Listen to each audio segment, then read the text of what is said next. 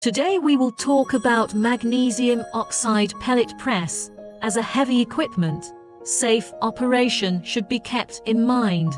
After the installation of the equipment is completed, the whole machine needs to run empty for 2 to 4 hours.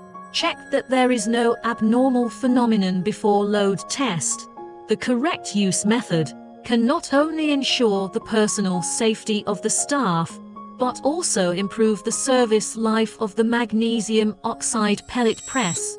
How to repair and maintain the magnesium oxide pellet press. Generally speaking, in order to ensure the normal production of magnesium oxide pellet press and improve the service life of the equipment, should be equipped with special personnel for the operation, maintenance and repair of the equipment. Regularly check the following work. First, the connection parts are firm. 2. Reduce a gear tooth surface contact. 3. Check the temperature rise of each part. Refueling on time. Replace the new oil and so on.